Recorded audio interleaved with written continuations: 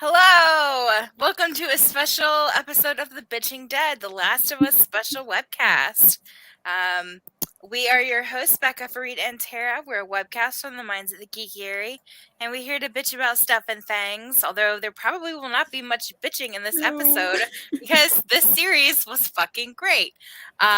Anyway, somebody has to bitch, but it's not going to be us this time. So if you've not seen The Last of Us Season 1, please turn back now. The mushrooms are coming for you. We are not responsible for any spoilers that you hear. We did warn you. Mhm. Please remember, this is recorded live, so we aren't exactly sure what's going to happen. Please forgive us for any technical difficulties or accidental or intentional swears. You can join the conversation with hashtag the bitching dead. We would like to remind all of you that the views were expressed on this Oh webcast. no, You can Tara, you're unmute on me. mute. Sorry, I muted myself because I was coughing and I forgot to Oh. unmute myself. You're infected. Oh no. Yeah, She we would got like to infected.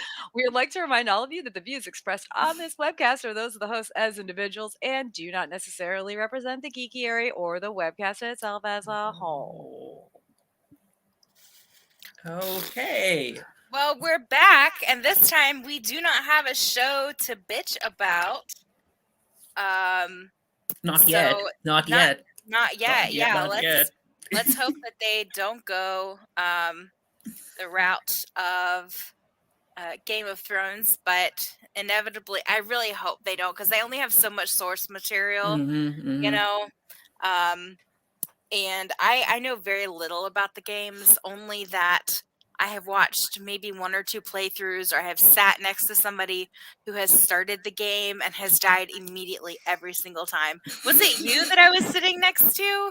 I don't know, but that like when I first started playing the game, it was hard for me. I like playing video games. I am not necessarily good at playing video games, particularly at first. And there's not really, especially when you first start The Last of Us, there's not really like an auto aim feature like there is in, say, Red Dead. So as good as I got at Red Dead, it was because of a long, like many hours playing and also auto aim.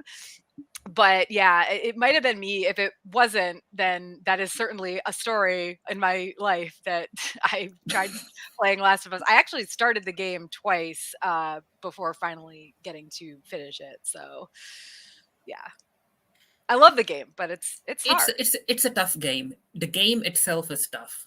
Yeah, I've heard that like um I've heard that you have a weapon that you use, but like once you use it like one or two times it breaks and then you have to repair it.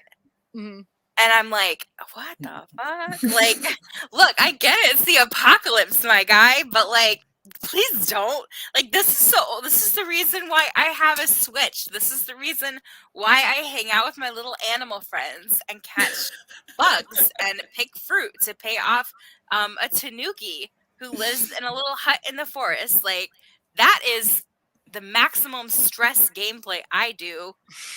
You know, like I could not handle The Last of Us. So luckily they made a TV show so I don't have to. yeah. Actually, Cam, 16-year-old step kiddo, tried to play it. He got a little ways in. I don't know if he's played it in a while though, but this was back before the show started, and he was getting real frustrated. And Dean and I are just like, it's okay, it's okay. You'll be fine. So there's news though. Yeah. So, of course, the show has been renewed for a season number 2. And as Becca was saying about the source material, like, there's only one other game for them to adapt. That's it. No novels, no nothing. Just one more game. So that's probably going to be season number 2. And then, as far as the viewership numbers are concerned, like these numbers, as far as from the Wikipedia, the numbers that I have, it's like the series premiere was watched by 4.7 million people on the first day, which is like the second biggest for HBO since 2010. And Like, I assume Game of Thrones was the first. yes, Was the Game of Thrones biggest. would be, yeah. It's Game of Thrones which is an a well-known IP. Mm. That's number one. And number two, which is basically like a video game adaptation, which hasn't been out for that long, like so many views. And also, the show stars a queer character, right? Mhm. And the fact, and it has queer storylines, and people are like, "Hey, we don't care. We're still gonna watch it." Wow. Even my parents who were like super anti-gay, anti-homophobic, sorry, not Yeah, anti-homophobic, they're Wow. pro-homophobic. Um, I love living with them. It's great.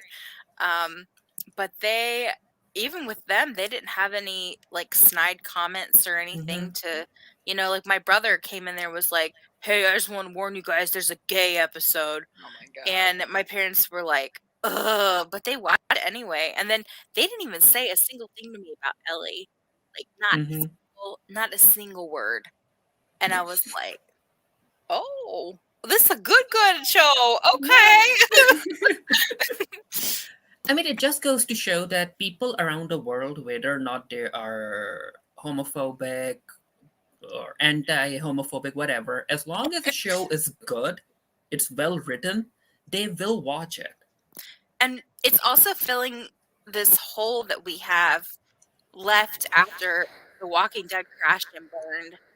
I Mm, and like even though we hate watch The Walking Dead, there's so many people I know who, were like, "Okay, I'm done with this show." yeah. And there's so many good like so many good shows out there like The Mandalorian, who also coincidentally stars Pedro Pascal. Um that people are watching, and this came along and just completely blew everything out of the water, and I was shocked. I Hmm. was not expecting a whole lot, but I kept seeing it on my feed, and all my friends were like, "Oh my god, this is so good. I can't believe how good this is. The production value is amazing." And I was like, okay." Um, but then I finally watched it after a lot of, hemming and hawing, and you guys were like, "Yeah, we're doing a webcast." And I was like, "God dang it, I guess I have to watch it." Um, but it was very good. It was probably one of the best shows I've seen in a really, really long time. Hmm. Hmm. And that just goes to show that the story in the game, that's well written too. Because as someone who has played the game, the show really didn't change nothing. And They are just adapting the game. and that's what the producer said as well, because they had the little bits after each episode, and he was saying that he wanted this to be enjoyable for the video game players, but also for the people who have never played the game, Hmm. and not just for them to be like, "Oh, well, I watched this, I guess I'll play the game now." Like, no, like he wanted it to be a world where both people could coexist at the same time peacefully. Hmm. Hmm. Both fans, I mean. But yeah, but then again, that goes to show season number one, the game, positive reception. The show, positive reception. Season number two, the game, oh, people were angry at it. So I'm really looking forward to seeing how the general audience is going to react to season two when they adapt the second game. Yeah, I haven't played the second game yet because I read enough about the plot. Like, when it came out, Mm, I just didn't have the time, and then I, like, read/heard enough about the plot that I was like, I don't know." So, I wasn't like, I'm sure it's great, but I just wasn't super into the story, which is the thing that's what draws me to video games, right? It's why, like, I own GTA, but I've basically only ever played it to ride around and steal cars and motorcycles and try to see how many motorcycles I can stack in my garage before they start disappearing, or like how many deer Becca and I can kill late at night in GTA 5. Because and I know GTA has a story that's a lot of people love. It's just not my thing. But yeah, so I just not being into the story was kind of so I mean, I will say this, I think that there might be enough to the second game to make to get two seasons out of it. but I think they'd probably have to be shorter seasons than Yeah, I this think one. I think that's exactly what they're gonna do. I added that as a note at the end. I think that Mm. season 2 is probably gonna be 3 seasons, but shorter. Yeah. Yeah. I mean, either way, But then again, people hated the second video game. They hated it. see, I didn't see like hatred per se. It was more like ambivalence. Mm-hmm. So, and I mean, here's the thing, like they could take something that people didn't really like and make it better. That's happened before with, Mm-hmm. books and comics and stuff like that. So it's not, and especially with how good they did with this season, they certainly have the talent, the writing talent, the acting talent, the directing talent. So yeah, I don't know. Like I'm still excited for more of this show, period, even if it's not the story that I like actually Mm-hmm. fell in love with. But yeah, we'll find out soon enough. I think it's gonna be released sometime in. I think they're saying 2025, but let's see. Yeah, it's gonna be a while. I'm tired of waiting 2 years for freaking shows, honestly. Like I'm really tired of Shadow it. and Bone, drag Mhm. that show. So the other news is that allegedly there's a huge pay difference between Pedro Pascal and Bella Ramsey. So allegedly Pedro was paid $600,000 per episode compared to Bella being paid only 70,000 per episode. So I'm like, on one hand, it kind of makes sense, but that's still a very, very huge pay gap. I mean, it is, but Bella Ramsey has literally only been in like Game of Thrones and maybe some other. I think she was in like a movie or a short series or something over in England. Like, I obviously pay gaps are bad, and I'm not arguing with that. And that is a really really large one. But we are talking about Pedro Pascal of The The Mandalorian Mandalorian. fame, Mhm. and Game of Thrones as well, but also Narcos, and he was in one of the, oh my god, the freaking spy movies. Kingsman. Kingsman. Thank you, thank you. I knew it started with a He's K, and I was been like he's been blanking on the name. he's been acting since the 90s. Yeah. Yeah, yeah. And he only really became big within the past like decade or a little Mm-hmm. more, but like he's been in a lot of stuff.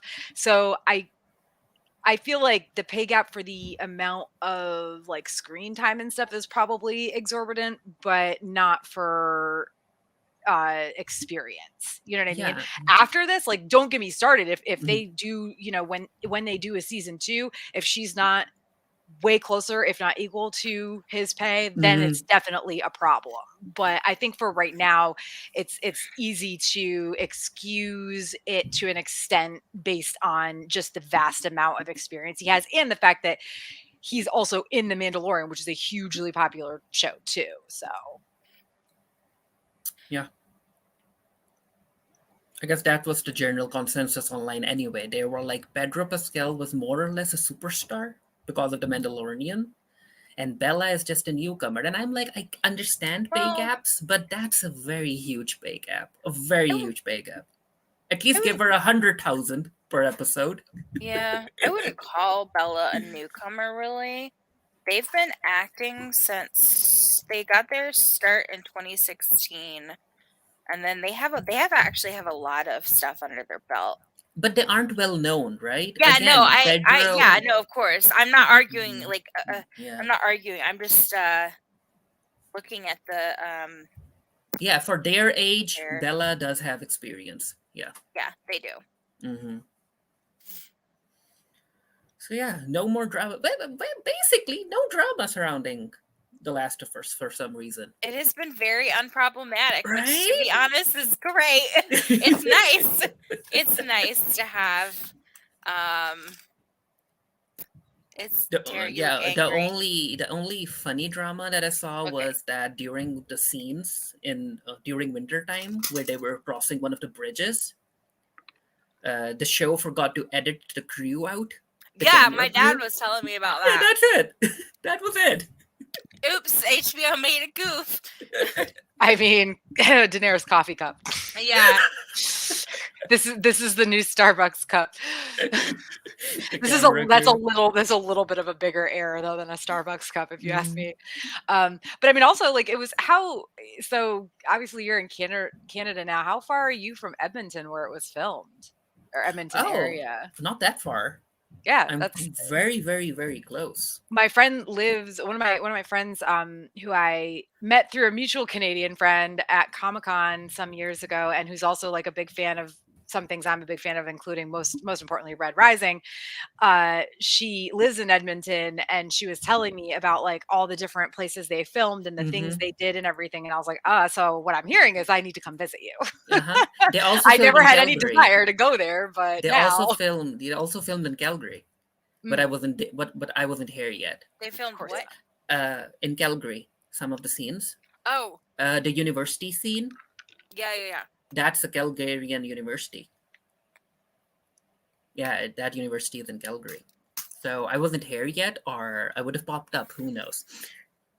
Somewhere in the background. Okay, so we are going to do this a bit differently. For those of you who have watched our previous webcasts, we are basically going to talk about our favorite moments, our least favorite moments, and then we'll just share our general thoughts, basically a summary of what we thought of the entire season. Because again, going through 9 episodes, that's going to take a while, and we would have if we had a lot of stuff to bitch about, right? But again, it was an okay show. It was a very, very fun show. Not a lot to bitch about. There is some stuff though. I saw Becca's notes and I was like, I agree. I agree with that. Yeah. Yeah, Yeah, same. I was like, I agree. Even my complaints are just they're not this is bad because it's Mhm. bad. It's like this is bad because it was hard for me to watch. Yeah, same. Just Mhm. because I didn't like it did not mean that it was important to the storyline. Mhm. Mhm.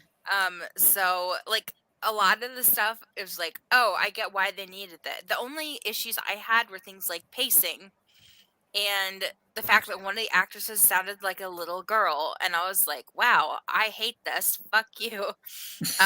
Every time she talked, I just wanted to ugh. Oh, and also, you know what? I'm gonna write that down right now because I hate this. I hate it so much. I'm gonna write it down. I'm writing it down right now. It's gonna be my 3.5. All right. Well, I guess we can get started with Mhm. our top favorite moment. Favorite moments. So for me, episode number 1, the way it opened with those old timey scientists explaining Old about timey. It was in the I mean, 60s. yeah, old timey scientists talking to Becca, the 60s were like right? they were like 60 years ago. I know, but it's still at 60. They were 70 years ago. Wait, they were 80 years ago. No, they Mhm. weren't. I'm sorry. My parents were born in the 50s, and they're only 65. Oh God. Anyway, okay. Sorry. Continue, Farid. So yeah, so the old timey scientists from the 60s explaining how this could actually happen. And of course it really can't happen if you know science, but still, I think it really, really would have scared a lot of people. The general audience, I can see a lot of people being like, this can happen. So I like that. And also in episode number 2, the clicker sequence. Like I remember playing that sequence in the game, and the way they adapted it for the show, I was like, "This is good. This is good. These aren't your Walking Dead zombies that you can just like kill them or something. Like these are basically bullet sponges. Even if you Bullet. try hitting it, right? Even if you try shooting them in the head, they will get you. So that was fun. And of course, the entirety of episode number 3 and episode number 7. Favorite moments. Just the entirety of The, episode the 7. entire. Really? Okay. I, All right. no. Only the Ellie and the Riley scenes. Oh, Not okay. the Wait. entire episode. Episode 7.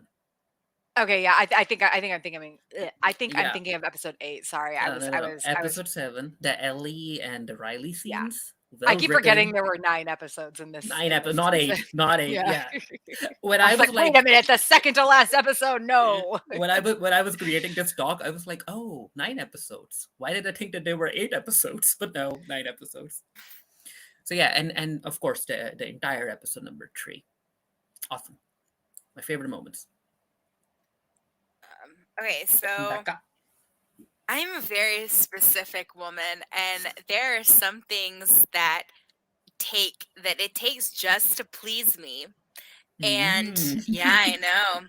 And Someone watching this is jotting it down. yeah, right. This is a very specific pleasure of mine. And Uh-huh. it's montages. I love a good fucking montage, especially whenever it's a survival. Farid, you're like, oh, what the fuck? Especially whenever it's a survivalist, and they're like, fuck yeah, everybody's gone. I'm gonna go take all their shit, and they're like fortifying their house, and they're like like getting all the gasoline, and they're like breaking into all the places and getting all this shit. I'm like, yes, I live for it. I love survivalist montages. That's why Bill is one of my favorite characters. Mm-hmm. Also, like he basically just plays Ron Swanson, but if he was gay, like gay Ron Swanson, he just plays gay Ron Swanson. And I love Bill. I loved the whole montage. I love the character. I love everything about Bill. Like Frank is okay, but like I'm a Bill girl. Bill's my man. But I'm a huge sucker for an apocalypse montage.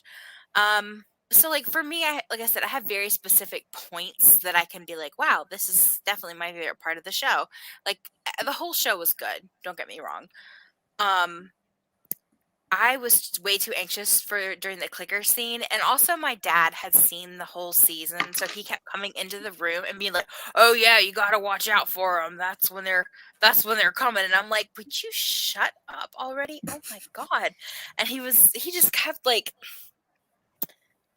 Anyway, he would not stop like spoiling it for me, and I was like, "Can you leave?" But whenever after Ellie stabs that guy to death. I don't remember. She used a knife. I think it's a knife that she stabs him with. It doesn't matter. After she kills David, um, she's like stumbling, and everything's on fire, and she's stumbling out of the building, and she's just hyperventilating, and then Joel comes up Mm-hmm.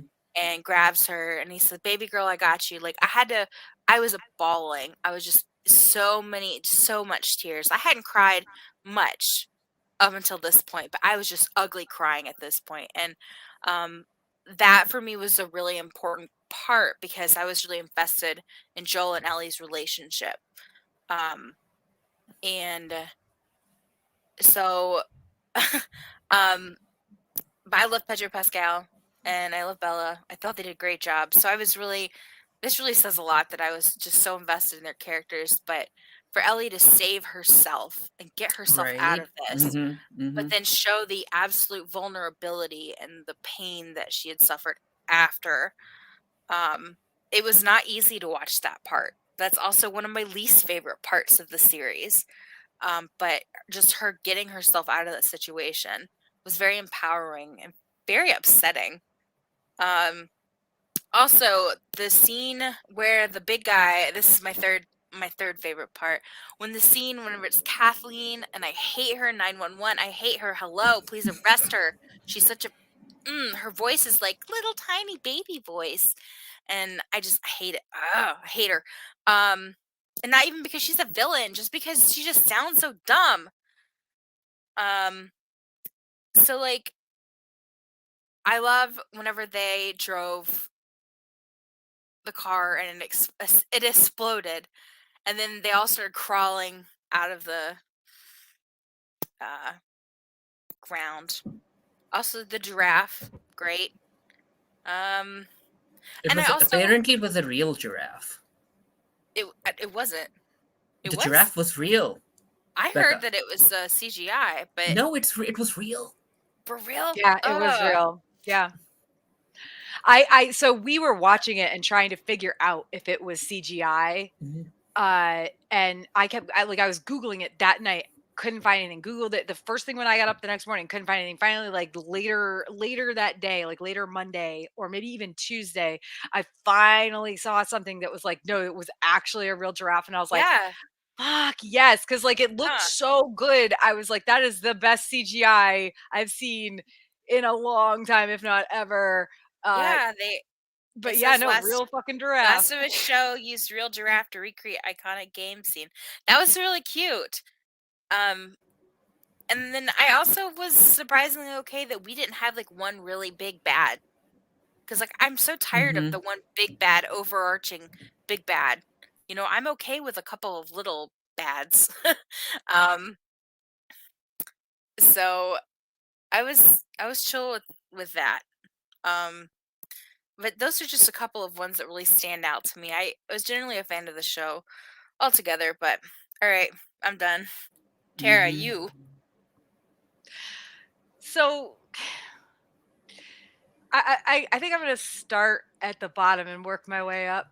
Starting at the bottom and working my way to the top. I loved Sarah.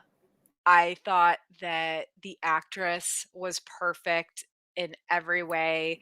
The minor changes that The they nepo, the made. nepo, the nepo baby. Do you know What? whose daughter she is? Did you say nipple or Nepo, nepo? the nepo baby. Isn't she No idea what you're talking Sandy about. She, Sandy Newton? she's yeah, she's Oh, Tandy Newton's daughter. oh, okay. She's And really pretty. why were you calling her that? Because Nepo. nepo Nepotism. baby, Oh, nepotism. nepotism. The I'm sorry. nepo baby. How did Listen, she it's been a long week and I've not been sleeping very well. Okay, was Sandy I'm hearing nepo baby and I'm like, what the fuck gross term is this right now for me? Wait, is Sandy Newton to do with HBO? Westworld. Oh, Mm-hmm. I see. But I mean, honestly though, she was so pretty and so just perfect as Sarah, and the actress was amazing. The writing, like I said, the little things that they added, changed, whatever, were perfect. I just was like head over heels for her. Like I don't really know that they could have found somebody better, honestly. Um, that was kind of my like 3.5/4 number. My number 3, giraffe, which we've already kind of talked about, but just having that in the show at all, because it was kind of a question from the beginning: Are they going to have the giraffe? Are they going to have the giraffe? And then bam, they have the giraffe.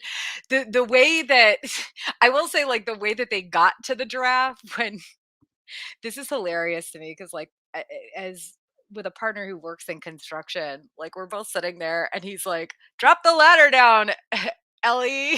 And there's fucking scaffolding right there that is literally like made so that you can climb it. So a little bit of a mistake there on their part, but and it was weird because she was like she was running through and he's like chasing her and she's like, you gotta see this, and I'm here like, what the fuck is going on? Because if I don't remember it being that way in the game, right, where Ellie like runs away from him.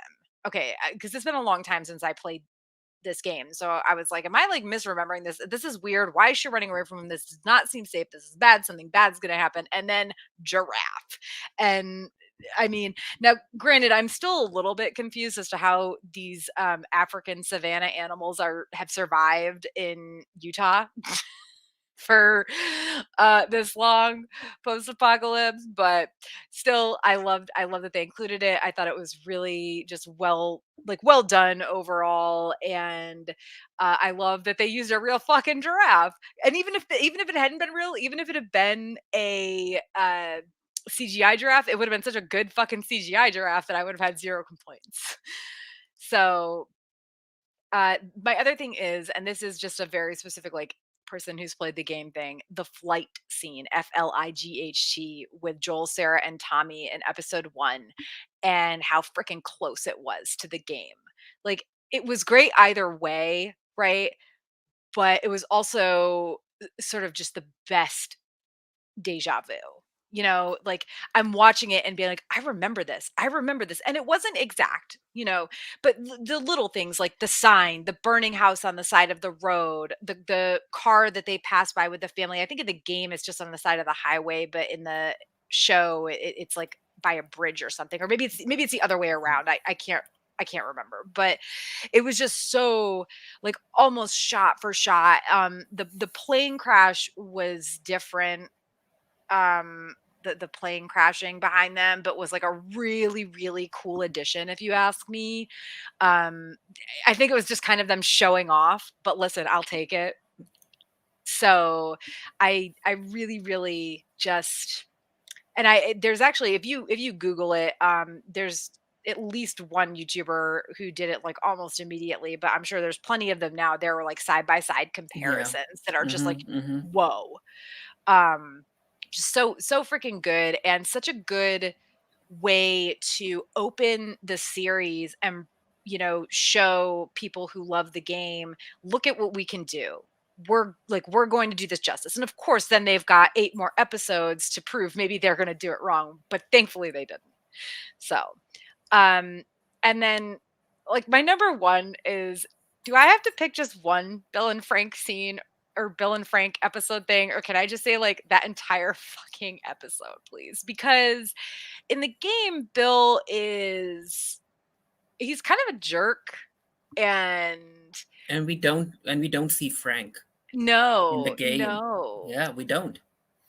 But and it was one of those things where it was like, could they have made this an 8-episode series? They could have, but they didn't. And this was the shit that they really added, right? This was and I'm using extraneous as like a Mm, broad term. This was the extraneous thing that they added. they added. And Yeah. it It wasn't in the game.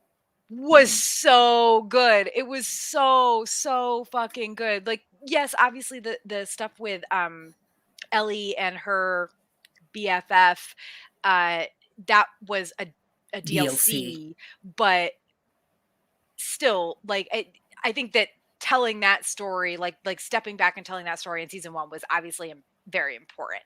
Because otherwise, there's a lot about Ellie's character and story that you wouldn't understand from a show perspective. But they didn't need to tell the Bill and Frank story that doesn't actually exist in the game, but they did. And they made Bill a more likable character, a more empathetic character. They just I mean, like Becca said, the apocalypse montage, I love the strawberry thing. I just and then it's so sad. I honestly don't remember the last time I cried Mm-hmm. at an episode Mm-hmm. of television like that. Like, I've happy cried over stuff from like Jane the Virgin and whatnot, but actually like tears running down my face about this beautifully told in less than an hour love story between these two men that we don't see in the game. I literally can't pick one thing from that episode. It has to be the whole episode. And as much as I don't think there was an episode of this season that I didn't like, but I'm pretty sure that's my favorite episode, even though it doesn't have Ellie and Joel in it all that much, because I, well, and honestly, maybe that says something, because it is something that they added in, and they did such a fucking good job with it. And that is a big part of what makes me hopeful for what they will do with future seasons. For season 2, yeah, because Yeah. they fixed it. In the game, Bill's and Frank's relationship, it's not good. It's not good. Frank basically leaves Bill. He's like, I would rather die than stay here with you. So, yeah, they fixed it. Rude.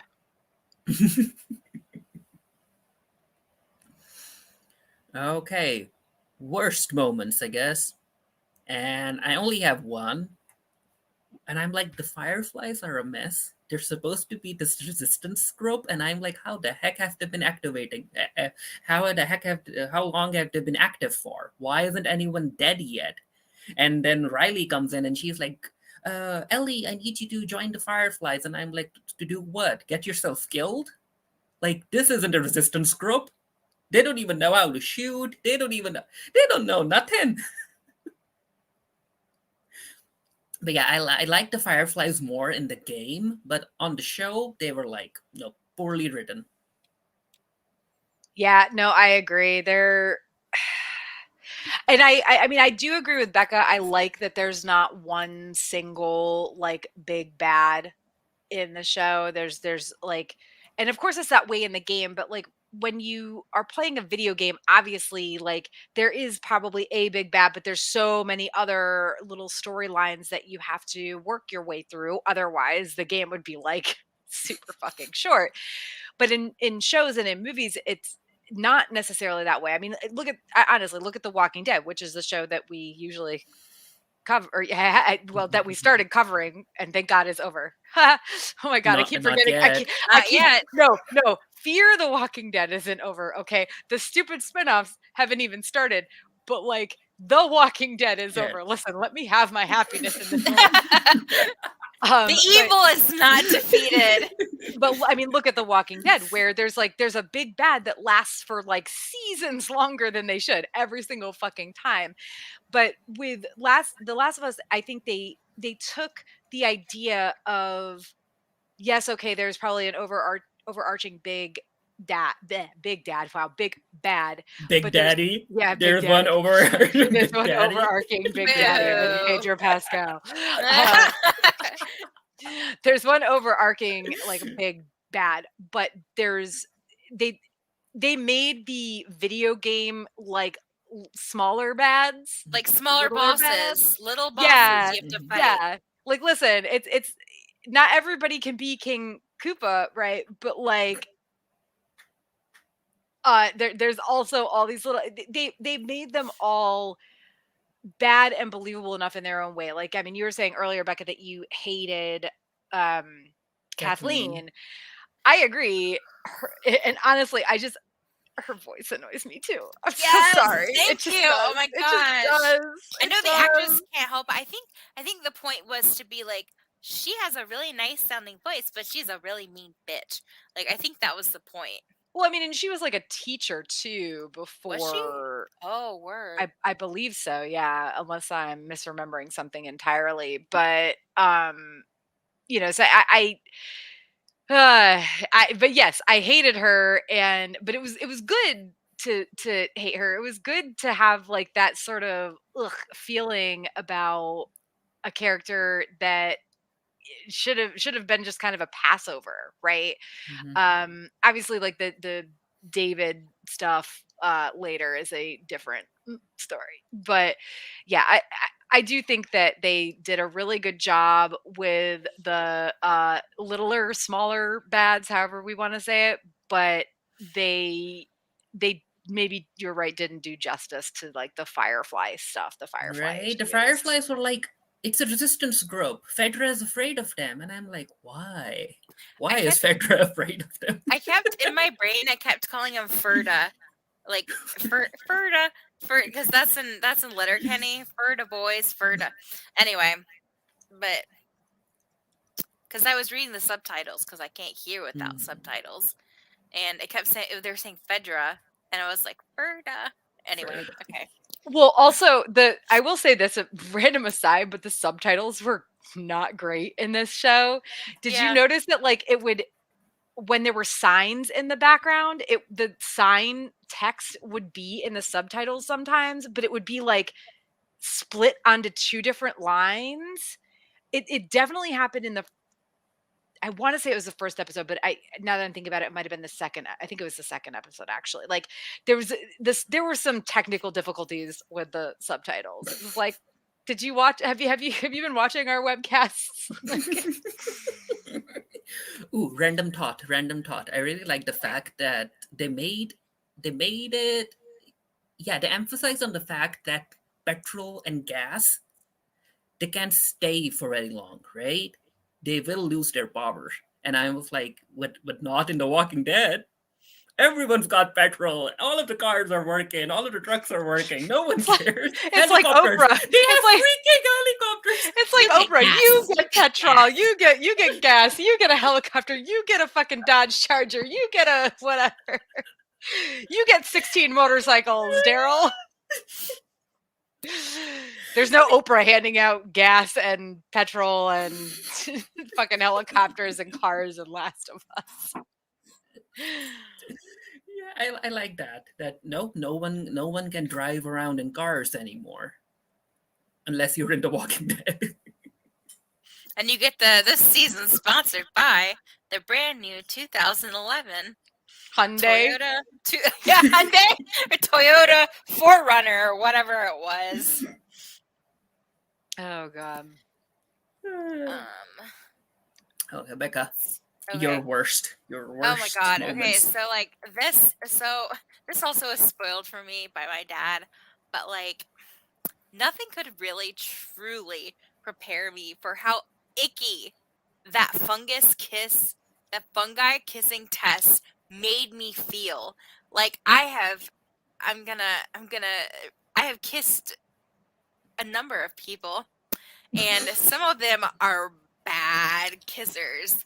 This guy made me think about all the nasty ass people I have kissed, but this was disgusting. Like it makes me nauseous just thinking about it. MTV nominated it. It's been nominated for Really? an MTV award for best kiss. Oh, for best kiss. Oh my god. Are you kidding? Is that true? I was gonna say, you have to be joking, right? I'm serious. No, that's so bad. Like, just imagine it. Just like go. No, that's awful. Also, like anything to do with the strands of the cordyceps, like Mhm. that was just really gross to me. And Tara actually made a comment about Nana, the grandmother below. I'll let Tara talk about that. Oh wow! What is that? Oh wow! Oh, it's the hat. No, wow! It looks like a split open pecan. It's the cordyceps. You've Are you been gonna kiss- infected. Oh no! Who you gonna kiss, Tara? This is an old costume piece. I don't know if you guys Oh, can wow. hear it because I'm like, I can't put my headphones on with this on. Yeah, we But can hear you. He Uh-huh. cosplayed Mhm. The Last of Us with his Mhm. kids. So his older son wore this. Ooh, this is so That's cool. so creepy. I was like, give me that mask so I can wear it for a minute. That's so cool. Anyway, sorry. What were you gonna let me talk about? The Nana thing. Yeah. Well, yeah. I think mean, about Nana. I'm with you, like on the fungi. I obviously you've got more icky things to talk about, but since we agree on this, like one of my worst was the fungi kiss, whatever. With He's not a very Tess. fun guy. But I was like, oh no. But even before that, grandma next door neighbor, who's I can't remember their names, but when we were watching the premiere episode and she, that Sarah goes into the house and the grandma like pulls away, and I was like, what the fuck is that in her mouth? Is that hair? Because like, oh god, like hair in a mouth is one of the most disgusting things in the world to me. Like, even like if I'm eating something and my own hair has somehow like gotten in my face, I'm like, oh my god, what the, like if you bend over or whatever, I can't. Hair in the mouth, like, or just hair that's just not sitting there like it should be normally, is just absolutely, like hair in showers and stuff. It grosses me out so fucking bad. I don't know why. It's a weird thing that I have where, and I'm not talking like, okay, everybody probably thinks hair in the shower drain or hair on the side of the shower wall is icky, right? No, it literally can make me gag depending on how bad it is. So see, I was like, whoa, with the Nana thing, like when she pulled away, and I think there was some hair involved because she was like up near the head of her daughter or daughter-in-law. I can't remember if she was the husband's mother or the wife's mother, but like, so I think there was some hair involved, but also the fungus itself, like, and how it reaches out of there. Nope. Yeah. Nope. That 10,000% with you on that. Yeah, no, I was so grossed out with that. And then also, the scene whenever they're in, is Indonesia, correct? Mm-hmm. Yeah. in Indonesia, and that they bring in that woman who's dead, who's been bitten, and then they bring the virologist in. Is she a virologist or is she a Microbiologist. thank you, microvirologist. So Yeah. they bring her in and she like opens her mouth and she sticks the tongs in her mouth and she pulls out this wriggling mass, and I was like, I'm gonna die. This is how I die. They're gonna find me dead watching this scene. It was really disgusting. Like I was so grossed out. I mean, it was fascinating. It was really cool, but like I don't have to like it. Mhm. Also, least favorite moments, just because purely from a standpoint of just emotional stuff. I did not cry with Bill and Frank because I knew how that was going to end. I did, however, cry with Sam and Henry. That was very distressing for me, and I kind of figured that it was coming because my dad was like, "Don't get attached to any characters," and I was like, "Thank you, Captain Spoiler." Um, but I kind of figured something like that was going to happen, and it was just really heart wrenching watching Ellie try to heal him with her Mm-hmm. blood, Mm-hmm. not realizing how it really works. But that was extremely difficult, hard to watch, and so that was one of my least favorite part.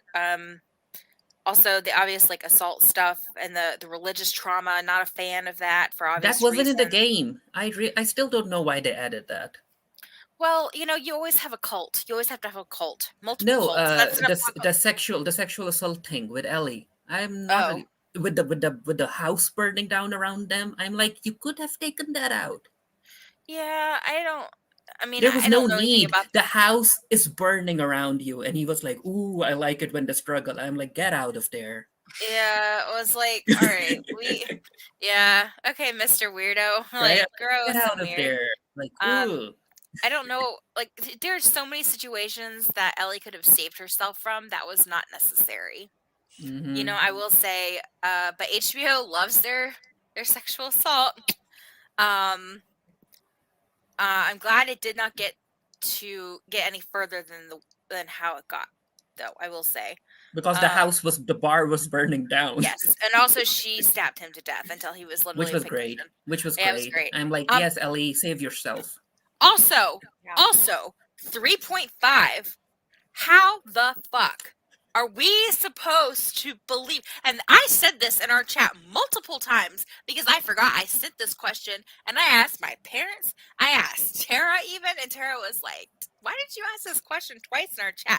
How are we supposed to believe that Pedro Pascal is 56 years old? Because my dad is 65 years old and my dad looks like an old man, and Pedro Pascal is actually like 47 or something. And there's no fucking way that Joel is 56 years old. Like, seriously, like, bite my ass. Like, They he grade his is, hair a bit. I don't give a It shit. doesn't matter. He still Doesn't doesn't look matter. 56. He He's still, doesn't look I 56. mean, no, my no. partner's 53. He doesn't look 53 at all. Yes, he does.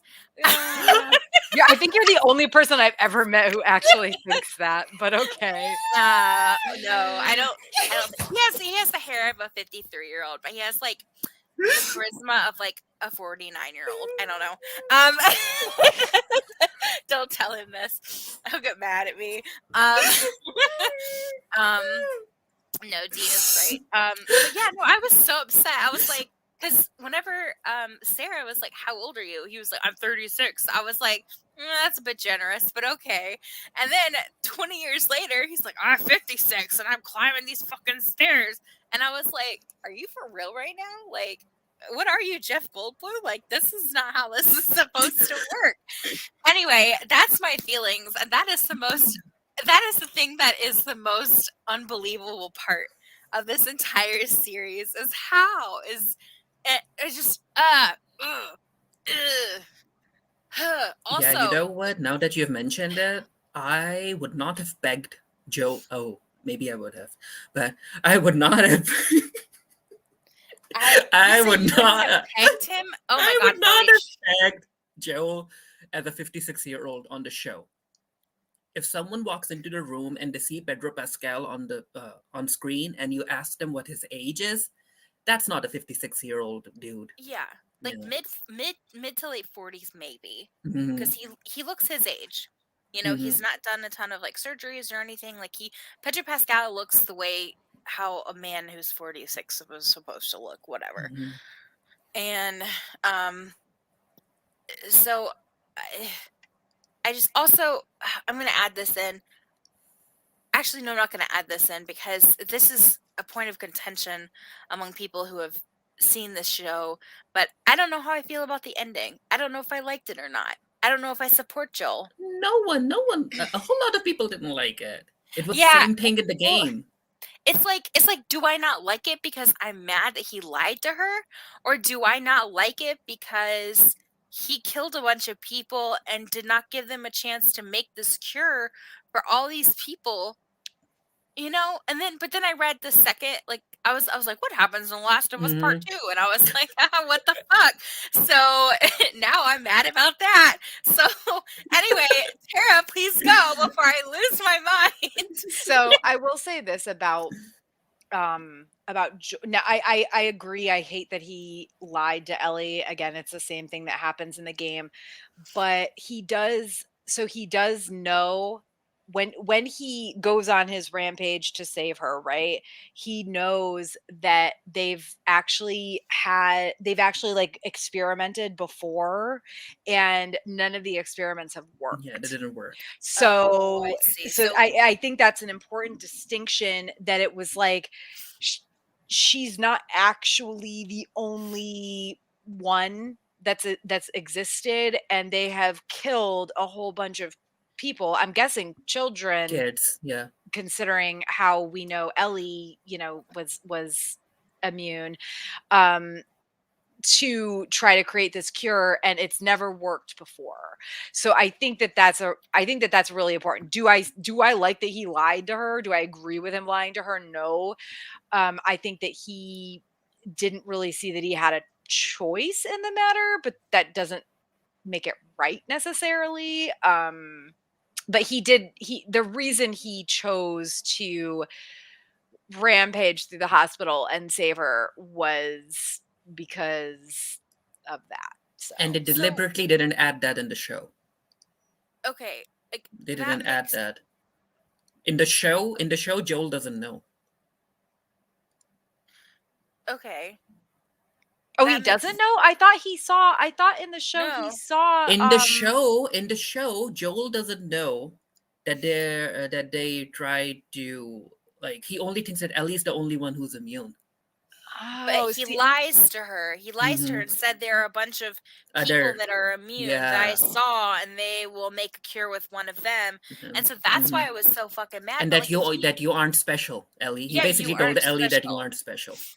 okay, see, And I thought he knew that they had tested other people in the show. I No, could have sworn he saw the document, the paperwork they had or something like that. And okay, he so straight up I lied guess to her. I'm Yeah, that's well, why no, a lot of people. yeah, he's lying to her Yeah. no matter what. But Mhm. I thought he had seen something that they had That's why a that lot of people didn't like the ending. They're like, why did you make Joel do that yeah. without any justification? Like, why is he doing all of that? that bothers me then because like this whole time I've been thinking like if he knew like from the TV show. Or From the like not from TV the show, TV he show. I'm doesn't sorry. know. Yeah, I'm sorry, the but games he knew. if he knew the information from the game and he was doing it to protect her because they knew there were more out there, then I'd be like, okay, yeah, that's Hmm. okay. But the fact of the matter is that he was just like, no, this is my emotional support animal that I bonded with. No, it's true. Ellie's his Right? emotional support Yeah. animal, and my emotional support daughter. Um, so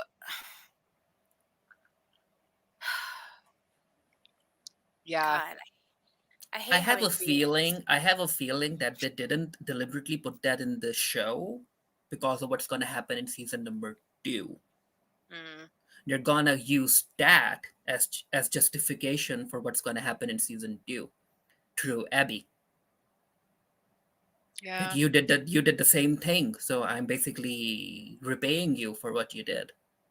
Yeah. Is Abby the one who is Abby the one who beats Joel. Oh, should I spoil? I mean, No, I won't spoil. No, yeah, I wouldn't. no, I wouldn't. no. But yeah, Um, I think that's why they didn't put it on in the show, to make what's going to happen in season number 2 make more sense. yeah, yeah. Because might be again, correct. people who don't know what happens in the game and they just saw the show, they're also like, why the heck would Joel do that? Why not give Ellie the choice? Right? It should have been Ellie's choice whether or not she wanted to go through with the operation. But Yeah, then she would have. but that's the It's thing. her choice. But that, I mean, yes, but Yeah, that's the I thing. They know. didn't give her the choice either. They They weren't didn't. going to give her the Mhm. choice. So Mhm. it's, oh God, it's a lot of catch-22s here. Yeah. Oh gosh.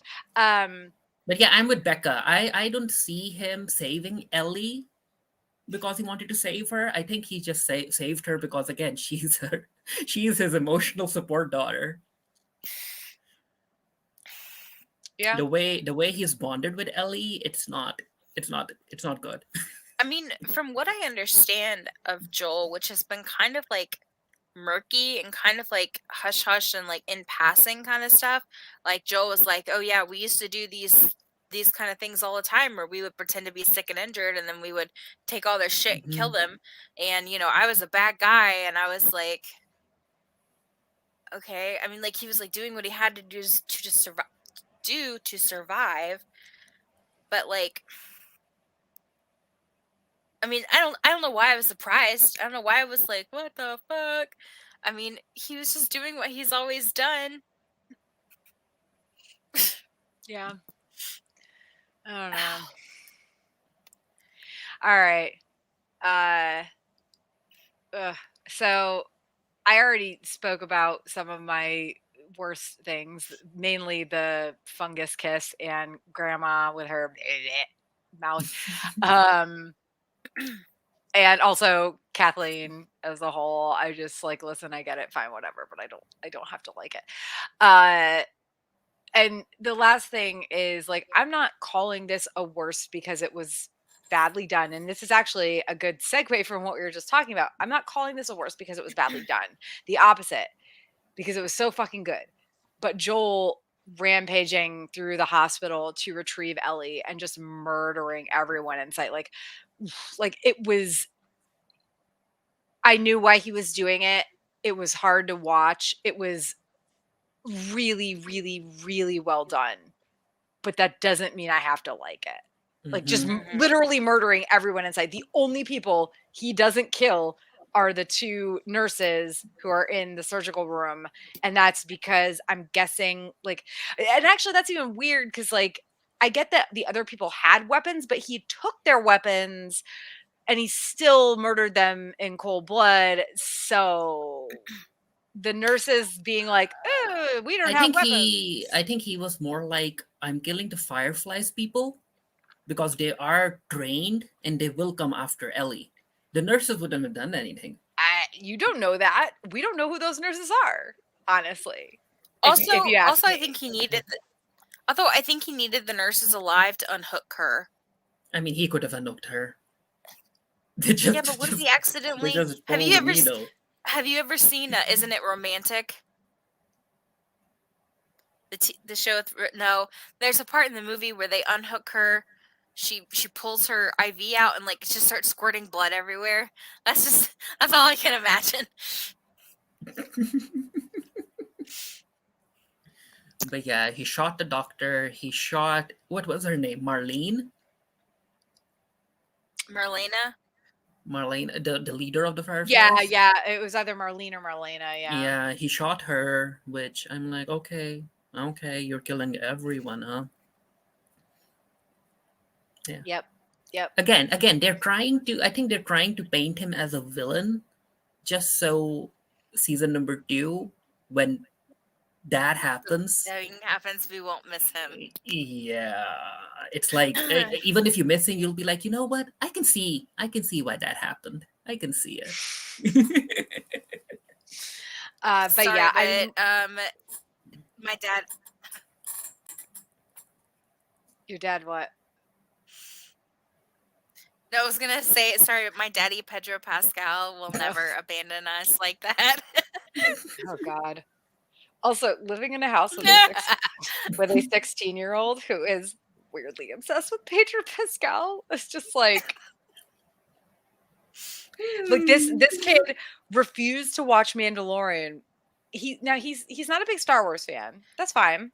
Whatever. But also refused to watch Mandalorian, refused to watch Mandalorian, refused to watch starts watching Last of Us, becomes obsessed with Pedro Pascal, starts watching Narcos, which not really sure a 16-year-old should be watching that, but fine, whatever. Starts watching Narcos, like is just like showing me TikToks of because apparently there's a lot of TikToks that involve Pedro Pascal from the Kingsman movie, and then also finally starts watching. So now he watches Mandalorian with us on Wednesdays, which is great, especially since Last of Us is over, and that was our like weekly family TV show together.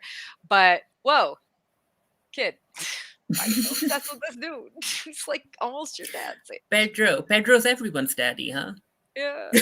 Pedro Pascal, everyone's daddy. Overarching dad. Overarching dad. Not overarching dad. Like actually bent. I love whenever he reads those thirst talks and he's like, yes, I'm your daddy. And I'm just like, stop. Oh my God. But also, I just got what you meant by overarching daddy. Ha ha ha. Ha ha ha. We're hilarious. Hilarious. Oh man.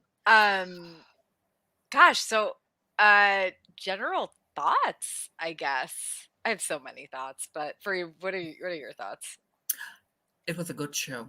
For a post-apocalyptic show, it felt like a breath of fresh air. It was good. Every episode delivered.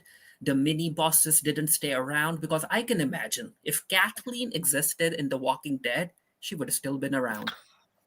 She would have been around for like 6 seasons in a movie, okay? Kathleen would have been in 6 seasons. David would have gotten a redemption arc. Oh God. Oh no. He's would've been right. called the Farid is shepherd. right, though. Oh my God. David would have gotten a redemption arc. Oh my God, Kelly. Frank and Bill would have been around, but either Frank or Bill would have been dead. There would have been only one queer gay dude running around in the show. That's it, all alone. As long as he wasn't black, because if you're black, then oh well. But also, I also like the fact that they ended up bringing in voice actors from the game into the show. Yeah, that was cool. I like that. I was like, that's nice. That's a nice thing to do. So yeah, a good show. And of course, I'm looking forward to season number 2 because the online drama, it's gonna be fun with how they handle it because it will happen.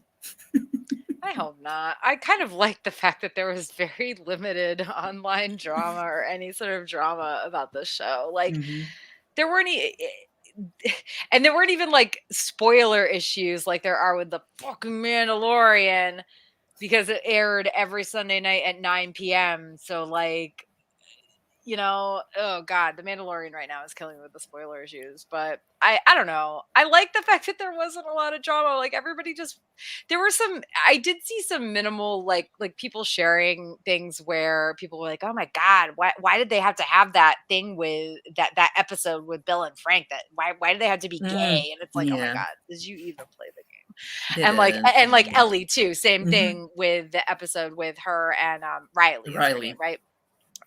You know, like why did they have to show this? Like, okay, so you didn't play like you love the game so much, but you didn't play the DLC that very much showed that she was a lesbian. They kissed in the DLC. And listen, I get not everybody plays the DLCs, okay? I do understand that, but also like, dude, just fucking Google it. The Last of Us. They were very good roommates. Yeah. They were roommates. They were roommates. The Last of Us are queer. Roommates. Dum, dum, They dum. were roommates. Riley and Ellie. That's why the human population is going to die. And honestly, I, for one, welcome our mushroom overlords. Mm-hmm. You get you get these cool headpieces. You get to be part of a hive mind. Yeah, Like you're never you get, alone. you're never alone. You're never tired. You can run without getting tired. Right? Tara, you're on mute. I will say this about the hive mind thing. It was interesting to me that it played such a big part in a few episodes and then kind of petered out at the Mhm. end. Like, or not even petered out, just like it didn't happen again, right? Like it was a big part in episode 2 and a big part in episode whatever the Kathleen episode was, 5, 6, I can't remember. But it was interesting because that was that different from the game because I don't remember there being a hive mind thing. There in the was game. no hive Okay, mind. I didn't. Okay, I It didn't was think just so. like they can like yell and scream and get others to come in. Yeah, they can communicate, Yeah, but it wasn't wasn't like a that. hive And mind. I thought it was a really interesting thing to add, and it also makes them so much more dangerous, particularly since the clickers, like if you're just quiet and silent and stuff, like they can't see you, right? They're everything is through hearing. But if there's a hive mind, it makes them that much more dangerous. But yeah, I thought that that was a little bit weak that they just kind of they used it.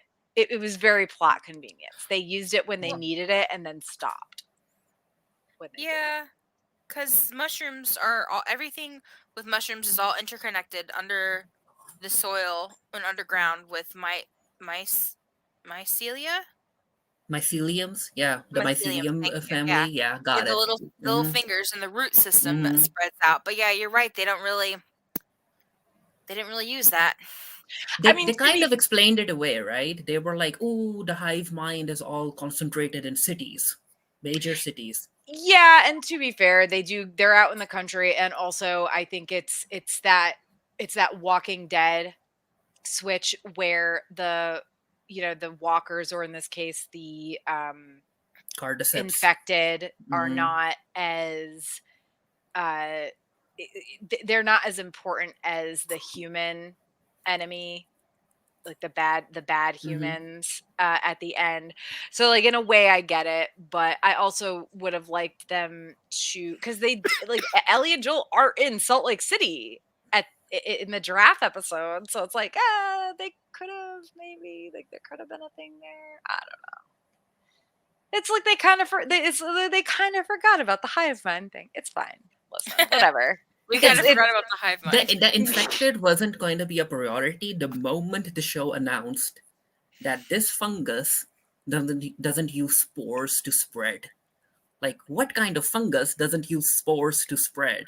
Because in the game, you can't really breed. You like need masks to enter certain areas. Mhm. But they took that out of the show.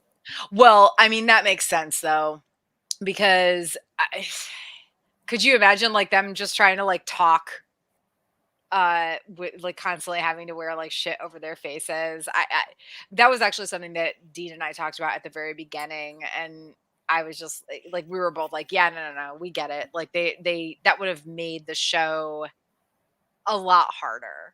Hmm. It makes sense, right? The spores, obviously, but it would have made putting it on television just a lot harder to But deal yeah, with. again, that's what I'm saying. They took out the spores, they took out the hive mind because, again, these infected, they aren't the major big villain. Yeah. They aren't the villain, they're just there. It's always the humans. Always the humans. Always the humans. All right, so Becca, your Mhm. general thoughts? So I actually saw this article before I watched the show. Tara, you're. Oh wait, no, I'm sorry. I was looking at. I have have the YouTube pulled up, and I saw you were talking, and I was like, "What?" But anyway, sorry. It's because our YouTube stream is delayed, and I was so confused. But anyway, there's an article about how feminine hygiene products or hygiene products for AFAB folks are gonna be like super hella scarce in the apocalypse. And so this is not really because I kind of already said how I feel about the show. It was really great. I really enjoyed it. It was a nice breath of fresh air, so to speak, after watching The Walking Dead for, being in the Walking Dead prison, being in gay baby jail, with Scott Wilson. No, what's his name? Not Scott Wilson. Scott Gimple. Gimple. And so definitely one of the best post-apocalypse shows I've seen, hands down. So there's a scene in, gosh, I guess it was episode 3, whenever Ellie goes down into the basement while Joel is looking for his stuff, and she finds some tampons, and she's like super excited about it. So menstrual products aren't really considered a necessity, and and in most shows, if not all of them, I have seen other than whenever the characters are like pregnant, they don't really talk about anything to do with, menstrual products. But they obviously are a necessity. So Ellie finding the tampons and getting excited about them is indicative of the struggles of menstruating people and the scarcity of necessary products in the apocalypse. So, and then we later see that she's given a menstrual cup by, what's her name? I think it also starts with an M. Tommy's wife. Yeah. Maria? No. Maria? I guess so. I don't know. Yeah, Tommy's wife. Yeah, Tommy's wife. Yeah. I wrote it and down somewhere. So she kind of explains that. So whenever I saw that article, I was like, Maria. huh. Maria. Okay, it was Maria. Okay. Mhm. Because I had never really thought about that before, and so that's just something I wanted to touch on because it's not really something. I think you're right. When I was reading your note, you're right. I don't think we have ever seen that being mentioned in The Walking Dead.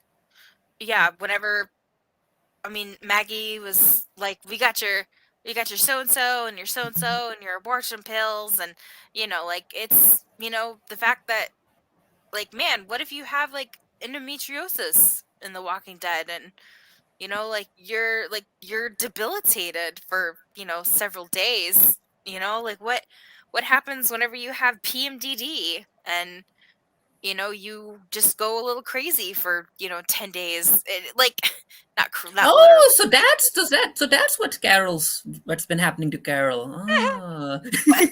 Carol's on menopause. She's right. She's older now. But no, you've gone crazy. Stop.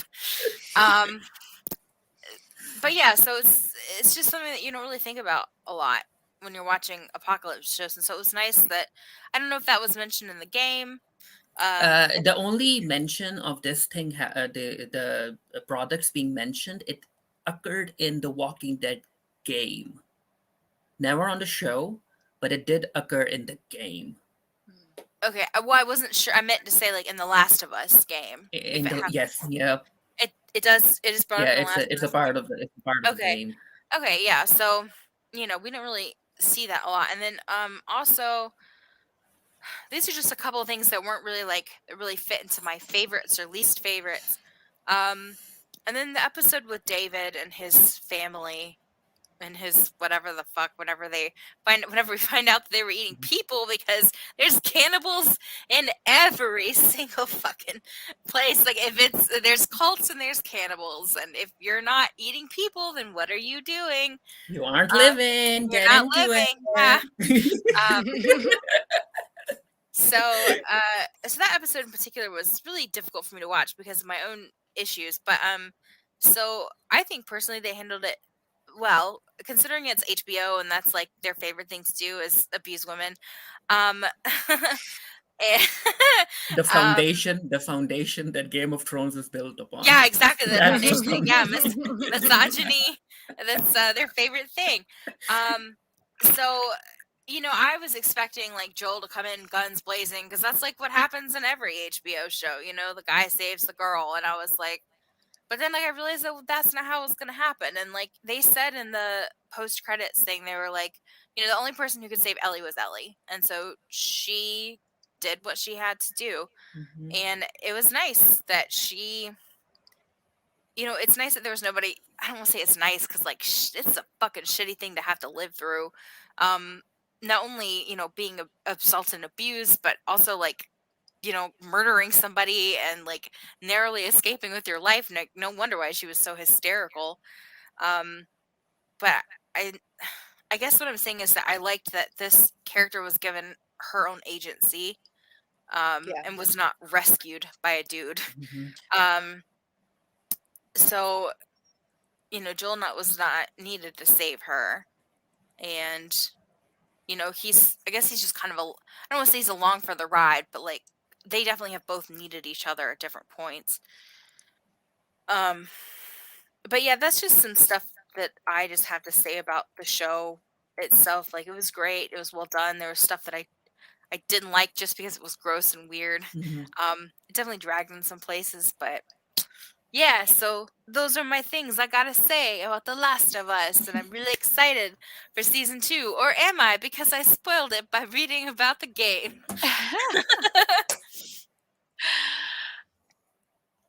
I mean, so for me, just like going back to your point about Ellie saving herself, I absolutely love that too. And actually, I remember I can't remember if you messaged me directly or messaged our group chat about it.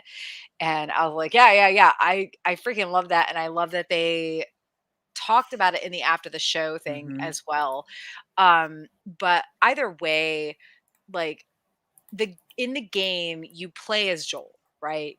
In the first game, you play as Yeah. Joel exclusively. So you are obviously like Ellie does her own thing and has her own things, whatever. But it's all about Joel taking care of Ellie, and so the fact that they went out of their way to make this a situation where Ellie saved herself was really fucking hard to watch for a lot of reasons, but really, really good. As for like the show as a whole, I think it's been pretty clear from everything I've said. Like, I don't even my complaints were not even or my worst things weren't even like, oh, this was bad, I hated it. It was like this was bad because it was done so well. Other than maybe Kathleen, I guess, and that's like just a personal The whole preference Henry sort of plot thing. was weird to me, but anyway. The The Henry and Sam plot? The Henry and Sam thing? Yeah, like how she was like, he's a terrorist, and he was like, Oh, yeah, that. yo, I've been hiding for the past like 10 days with 10 my days. brother. I'm not doing anything. And she's like, he's painting this on our walls. And I'm Mm-hmm. like, but who? No, he's not. Like, who? Anyway. I liked it, but I mean, so I liked that they made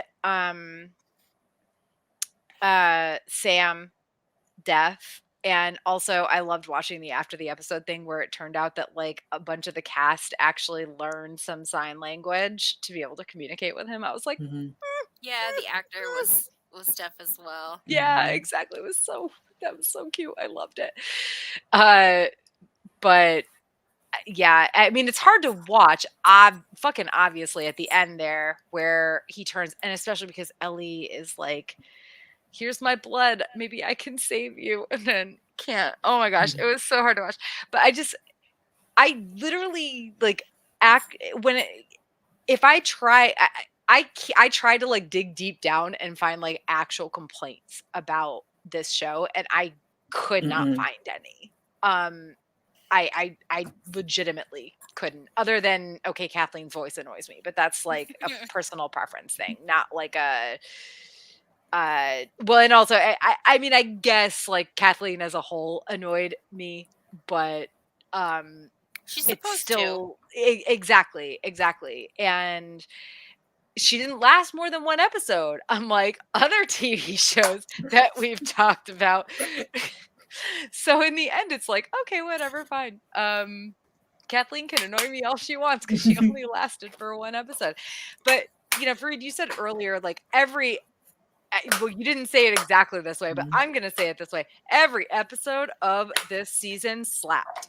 Mhm. Like Mhm. every episode slapped. I like whether or not I was uncomfortable or grossed out or whatever, every fucking episode slapped. And it's so fucking rare for that to happen. And it's particularly rare for that to happen when there is source material that they are basing it on and that is so beloved by so many people. So, yeah, Just imagine AMC deciding to adapt a video game. No. I don't Like, want AMC to adapt right? anything. This I just want video AMC game, to this silently one fade. story, they would have like elongated it over 5 seasons. Ellie and Joel haven't even met. Let's say that. In season number 2, it would have been so slow. Also, They like would have milked it. the time jumping back and forth was done well. With The Walking Dead, it's like 2 months later, like the SpongeBob. With a sign, with a car. Yeah, with the plaque sign, and then suddenly half the episode's in black and white, and then they're like, "It's hot in the Texas and the You South or guys, wherever they are." you guys do know that the Fear the Walking Dead is season 8 is a time skip. Yeah, I know. They're jumping like what 10 years ahead or Oh, something. Oh shit, are they really? I 11. actually did not know 11. that. Yeah, 7 or 10 No. years. Like Morgan's daughter, she's grown up now. Of course she is. Yeah. So they're jumping ahead. Which we'll Oh my we'll God, find out they're soon desperate. enough. They're just When is it they're coming just- out? In they're just May? May. Yeah. May. God. They aren't really that desperate because I think they did realize that there's not an audience for the franchise anymore because the spin-offs, Well, it's only 5 or 6 episodes. I was That's saying it. they're desperate to wring every last drop of this season out is what I was trying to say. If Morgan gets a spin-off after the final spin-off. season, Spin-off from the spin-off. like he goes back to his He's old the home ruiner. or He's the something. series ruiner. Nobody ruined wants the- it. He ruined the series. He ruins other characters. Ugh.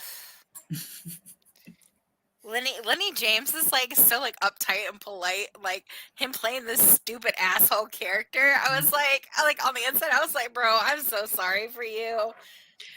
I'm still sad that my Fear the Walking Dead panel that I was supposed to moderate got canceled last year at DragonCon, but hey, maybe this year. Maybe.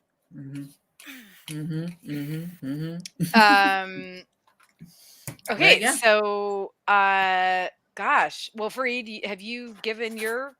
You gave your Yeah, thoughts, right? I was like every episode delivered. The Yeah. showrunners understood the assignment and they delivered. That's it. Theories. Yeah, my only theory is that season number 2 is gonna be basically season number 2 and 3. Yeah, I agree with that. I that's kind of the only theory I have too. Like I don't.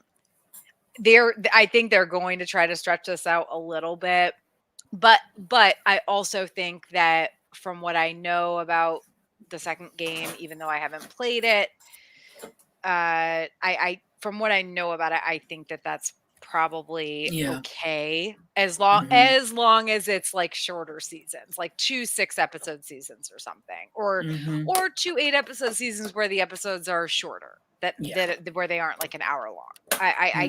But I'm thinking 2 6-episode seasons would possibly work. So Bekah, you don't have any theories? I don't know anything. I'm not as smart as you guys. So I just you just haven't played the game. That's not being. I mean, I just throw. I think Ellie knows that Joel lied to her. Like, I mean, oh yeah, for sure. Yeah, because like he hesitated.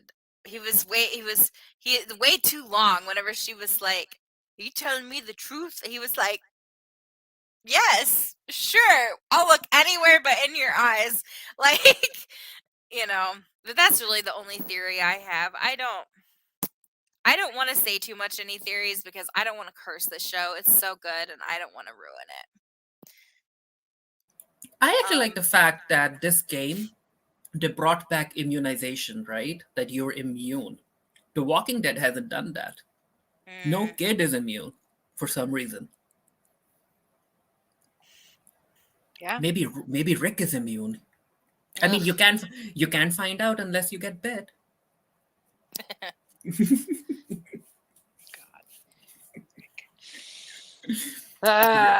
and Wrap Michonne. up. Yeah. Yep. Recommendations. All right, so I haven't watched it yet, and I'm really bad. But Oh my God, Bekah! I know what your recommendation is because I'm looking at the document right now. Fucking watch it. I'm a bitch. I'm trying to watch it now that I'm done with the panels and panel stuff, and now that I'm done with this ass stuff, I am going to watch it. So slow your monkeys. Slow your roll. Slow your roll. Eat my ass. I don't give a fuck. And I'm sorry for all the cursing, but at this point, this is my brand. So sorry, I realized I didn't even see it. So season 2 of Shadow and Bone. Please watch it. The numbers apparently have dropped so far, and they're saying like, oh, they're gonna cancel it. Like, I don't know if they will or not, but apparently they combined Ruin and Rising and what's the other one? Six of Crows. Storms and Siege and Storms. Together, both books, which I can see how they would do that though, because they kind of have some like parts. So like whenever they go to, where did they go and get the it doesn't matter. Anyway, so they combined those two together, and I've seen enough spoilers to know that I'm mad that I saw the spoilers. But yeah, so please watch Shadow and Bone. Because a lot of people aren't watching. Yeah, apparently a lot of people aren't watching. Yeah, thanks, Farid, for coming through with that, because this train is off the tracks. And yeah, but they were talking about possibly making a Six of Crows spinoff, which they've done so much of the plot for Six of Crows already with Shadow and Bone, and like Mateus has already been captured, so it's kind of like, are they gonna, anyway, it doesn't matter. Sorry, I just have a lot of feelings about this, and I have friends that are desperate for this show, for them to do the next episode, because like they did such a good thing, and then I've heard nothing about Shadow and Bone. Like, they were like promoting it like hella, and then like nothing. Like, so yes, please watch Shadow and Bone. I'm excited. I'm gonna watch it probably starting, I don't know, maybe starting tonight, because there's only like 8 episodes. Like, you could finish that in a day. It needs the views. It needs the views. Yeah, my views. It needs my views. It needs your views. Get out there and watch it. Darn it. I don't even remember if there's any other. Oh, there's another recommendation I have. There's this TV show called Jenny's Kitchen. JINNY ''S Kitchen. Jenny's Kitchen.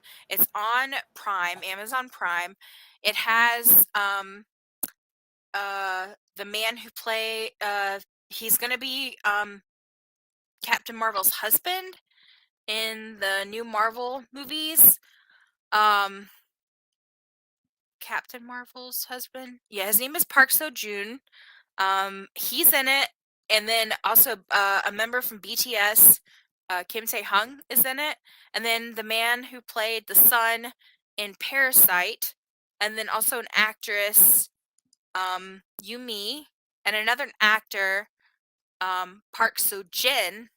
Anyway, they're Koreans. They're all Korean celebrities, and they open this restaurant, like a snack bar in Bacalar, Mexico, and it's just a really cute little show. It's only got like 10 episodes, I think, and they update it every week. They're on the 7th one right now. But it's just a really cute, fun thing if you want to watch it. I'm enjoying it. But you should watch it. It's just a good vibe. But it does have they do speak Korean, so you got subtitles. But anyway, watch it. It's great. It's cute. Please. So I'm gonna go next. My recommendation is actually it's also on HBO Max or whatever. Station 11. I feel like nobody is talking about this show, which Mhm. is weird to me. But I actually watched the show. Dean and I watched the show, and then I bought the book, which the book is good, but the show is way better, which is so that like never happens. But the show makes like connections between characters in the book that didn't exist in the book. Whatever. So the weird part is the book was written and published in either 2015 or 2016, and it's about a global pandemic where there is a super virulent flu virus that Okay. spreads within like 3 to 4 hours. And so like if you're exposed to it, you have it within 3 to 4 hours. There's like Mhm. no incubation period almost. So 99.9% of the human population dies.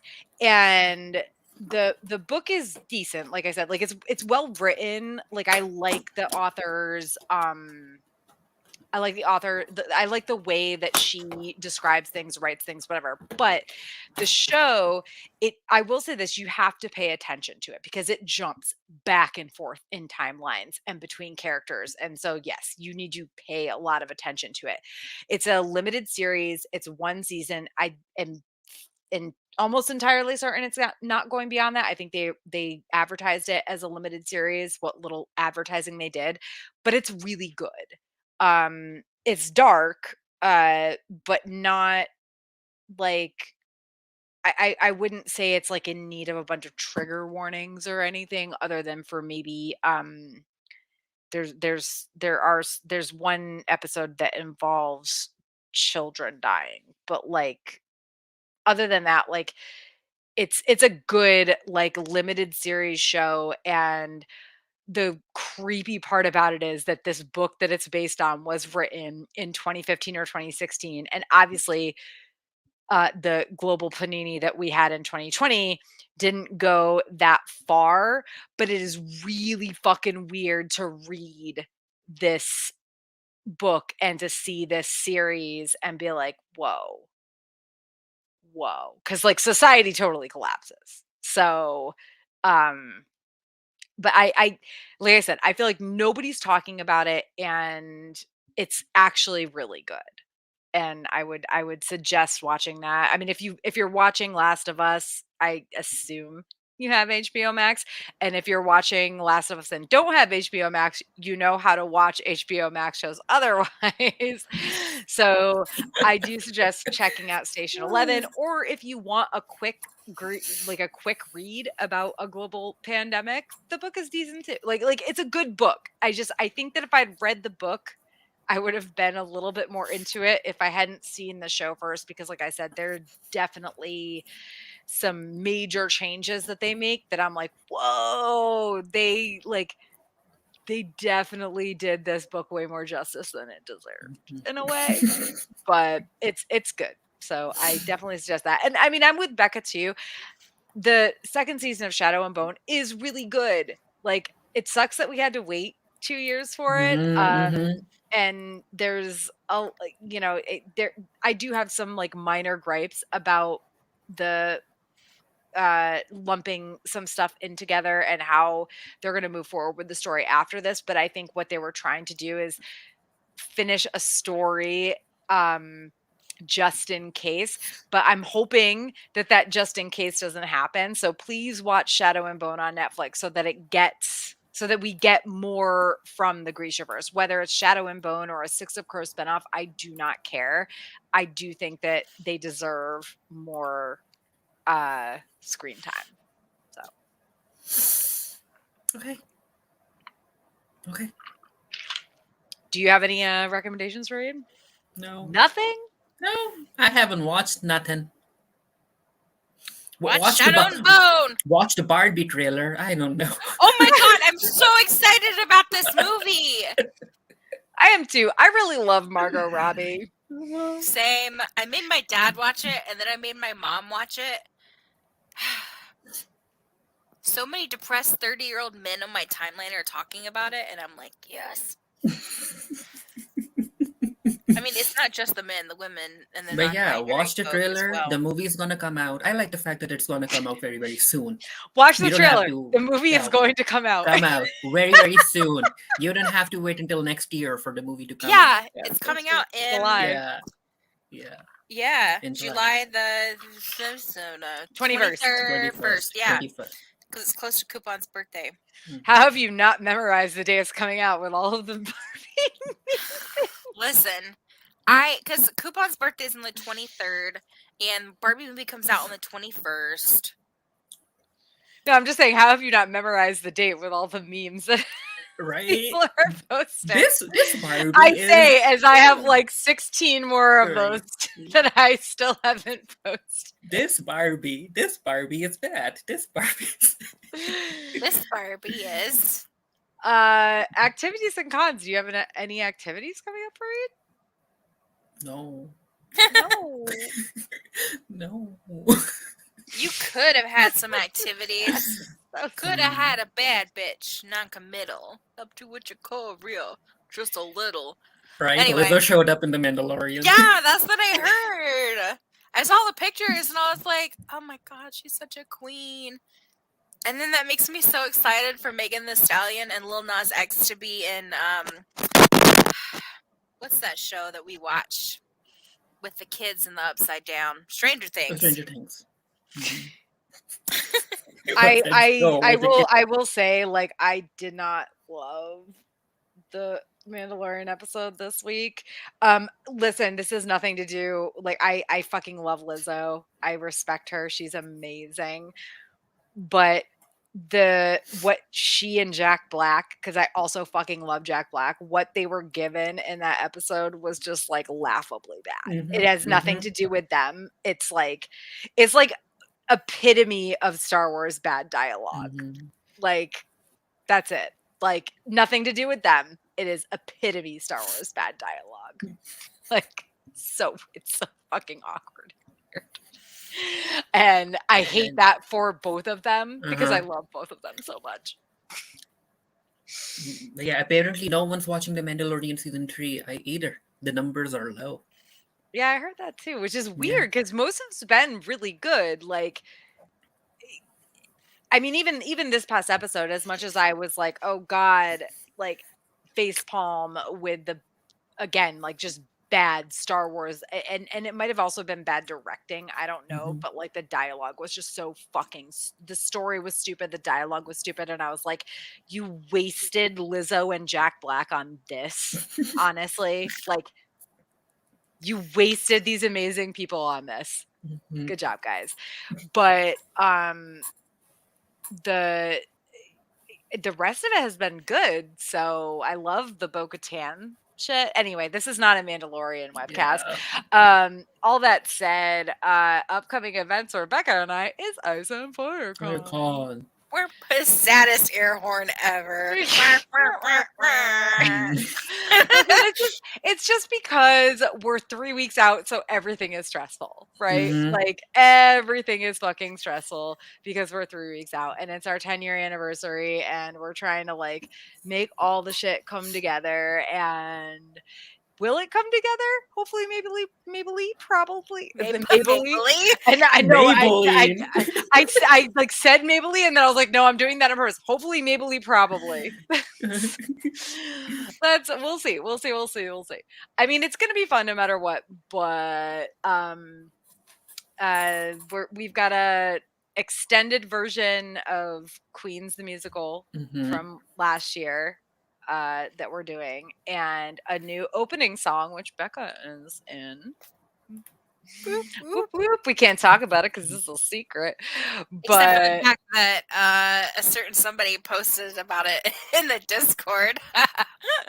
Well, no, it was just a character thing. Oh. So it wasn't saying anything else. But I mean, yes, it made it kind of obvious, whatever. But yeah, so we've got that. We've got a big dance party Saturday night, like masquerade thing that we're doing. God, I don't even know what else. My stressor right now is making sure that the 10-year yearbook gets done, because we're actually doing like an 8.5 by 11 hardcover yearbook with like spreads from each year and everything. So I mean, I'm actually super fucking excited about that, because like I I don't know about other people, but like I mean I was in my senior year yearbook a lot because my friends were on the yearbook staff, but like I've had several people say like I didn't ever like get to be in a yearbook, and so I'm super excited about this. So, and I'm also just excited to have like a physical thing to say Yeah. like look at this thing that I did for 10 years. Yeah. So yeah, so there's a bunch of Back in my day. yeah. Do they still do high school yearbooks? Because like my 16-year-old kid is, if they do yearbooks at his school, he's like, I don't care. Mhm. So I don't know. So we've got special things going on. I'm very excited, but also again, we're Stressed. a little bit less than 3 Mhm, weeks out, so mhm. very stressed. Yeah. It's Mhm. my life. My life is a giant ball of stress right now. But I mean, Farid, when are you going to be like? Are you going to go to conventions and stuff anytime soon, or are you just kind of chilling? The only convention happening over in Calgary is the Calgary Expo this Mhm. April, but I won't be able to go because of my job schedule. Oh no.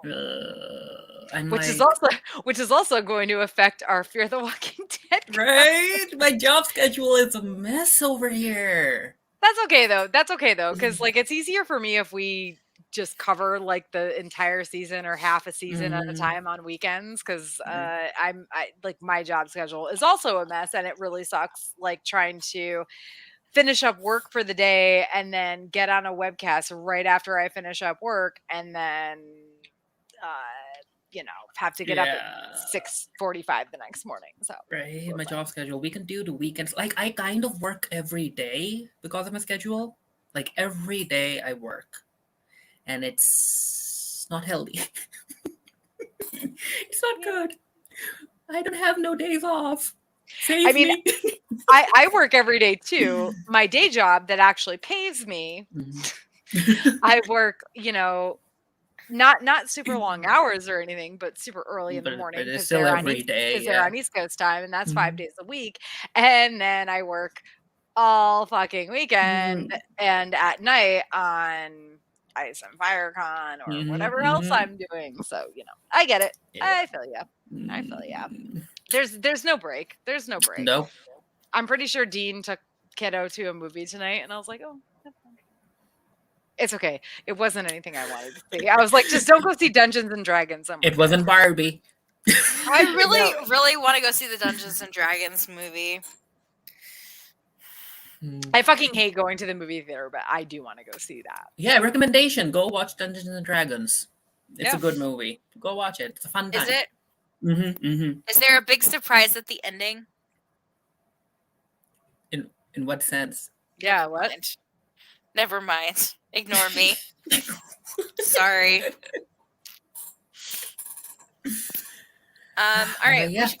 we should go ahead and wrap this up because it's coming up Mm-hmm, on 2 hours. mm-hmm. All right, so this has been Bekah, Tara, and Farid. Sorry, my brain glitched for a second because I'm used to saying Bekah, Farid, and Tara.